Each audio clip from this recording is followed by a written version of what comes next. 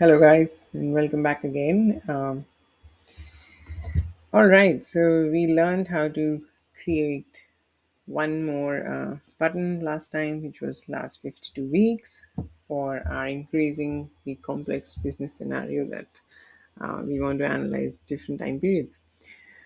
Okay, so for simplicity, what I've done in the background is just uh, converted that date slicer to similar button slicer panel for the below panel number two here. We want to basically extend our analytical capabilities, right? So what we want to do is I really want to analyze panel number one for this year's quarter, and within a click of a button, I want to be able to do last year, so 2024, similar time frame. Okay, so the 13 weeks this year compared to last 13 weeks. So I just want to compare performances. Okay, so that's the business scenario. How do we achieve it? We go back to our DAX window. Okay, so let's click on selection again, and we go here, right?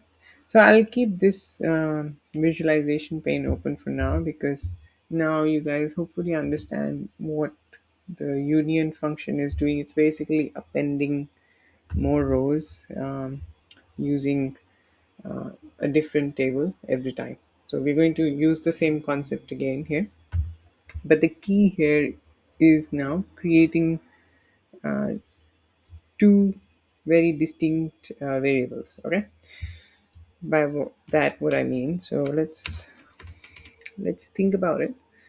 What I want to do, I want to go back in 2024, and I want to do the analysis till, what's the date, it's 3rd October 2025 now.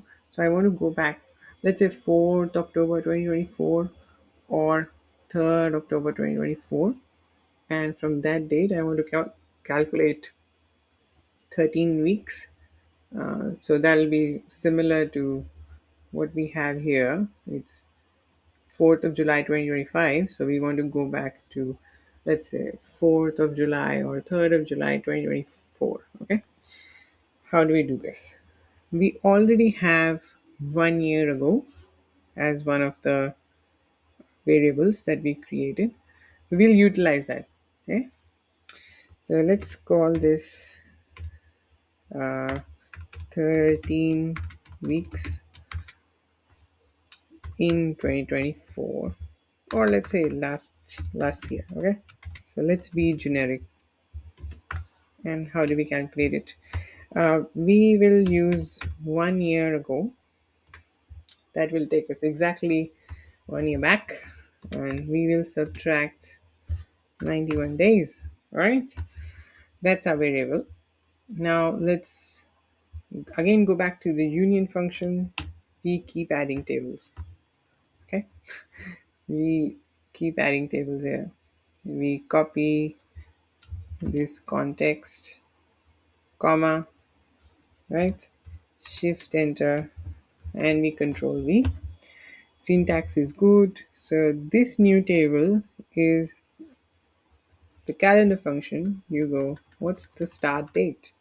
My start date is going to be the new variable last year.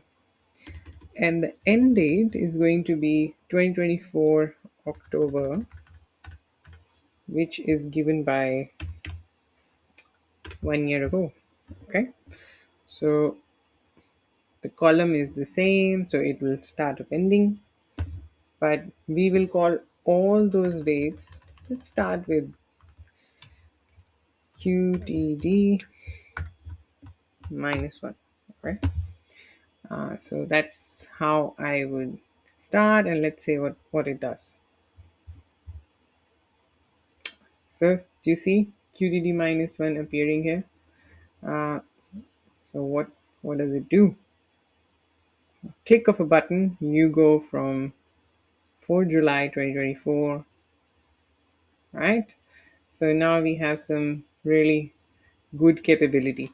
So for cleanliness purpose, what I will do is in this, go to the filters tab and select all but qdd minus one. Okay, and here for cleanliness, again for selection, I will only allow qtd minus one for the moment. Okay, we'll add, but this is how I want to do my analysis, that what's happening this quarter versus what's happening last quarter. So you can actually see there's a lot of difference, and you can flick around site IDs now. You can flick around temperature, and yeah, there are some outliers coming here. And yeah, so extremely useful. Within a click of button you can generate insights now.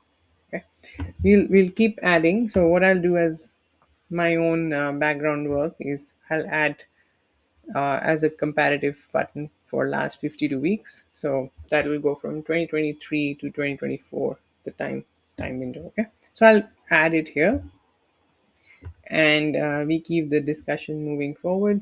I think we you now you know the context of it, how to build these buttons. So I'd encourage you to test on your own and build your own custom functions.